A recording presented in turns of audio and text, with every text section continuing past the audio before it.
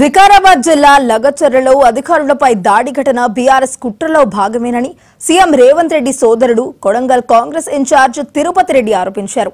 CM Revanth Reddy పేరును బద్నాం చేయడానికి అమాయకులైన రైతులను హరీష్ రావు, కేటీఆర్ రెచ్చగొట్టి ఈ రకంగా దాడులకు ప్లాన్ చేశారని ధ్వజమెత్తారు.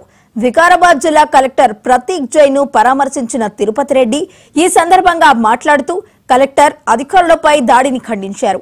ఈ దాడికి పాల్పడిన వారిపై కఠిన చర్యలు తీసుకోవాలని డిమాండ్ చేశారు. కేవలం బీఆర్ఎస్ కార్యకర్తలనే అరెస్టు చేస్తున్నారంటూ ఆ పార్టీ నేతలు చేస్తున్న ఆరోపణలను ఖండించారు. కొడంగల్లో వేలాది మంది బీఆర్ఎస్ కార్యకర్తలు ఉన్నారు. వారందరినీ అరెస్టు చేస్తున్నారా అని ప్రశ్నించారు. దాడి ఘటనలో ఎవరెవరికి భాగస్వామ్యం ఉన్నదో వారినే అరెస్టు చేస్తున్నారని అన్నారు. నిన్న మొన్న నేను హైదరాబాద్ లో లేను.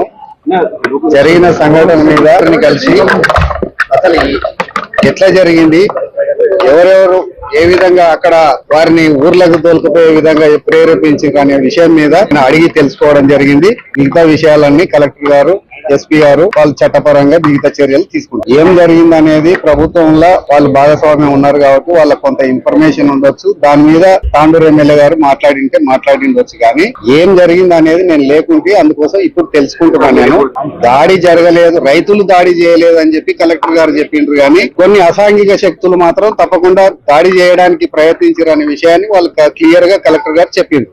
దాడిని తీవ్రంగా ఖండిస్తున్నాం, తీవ్రంగా పరిగణిస్తున్నాం. ఎందుకంటే ప్రజాస్వామ్యంలో దాడులకు తావులేదు. ముఖ్యమంత్రి నియోజకవర్గంలో అభివృద్ధి చేద్దామని చెప్పి ఒక విధంగా ప్రయత్నం చేస్తుంటే ఇలాంటి అసాంఘిక శక్తులు అభివృద్ధి జరగకుండా నిరోధించడం కోసం ఈ విధంగా కుట్రలు చేసి, ఈ విధంగా దాడులు చేసి అధికారులను భయపెట్టించి అధికారులను పని చేయకుండా చేద్దామనే ఉద్దేశం ఏదైతుందో ఆ ఉద్దేశాన్ని మేము తీవ్రంగా ఖండిస్తాం. ఇదే ఫార్మా కంపెనీ పేరు మీద ఇబ్రహీంపట్నం నియోజకవర్గంలో 1000 ఎకరాలను టీఆర్ఎస్ ప్రభుత్వం సేకరించింది.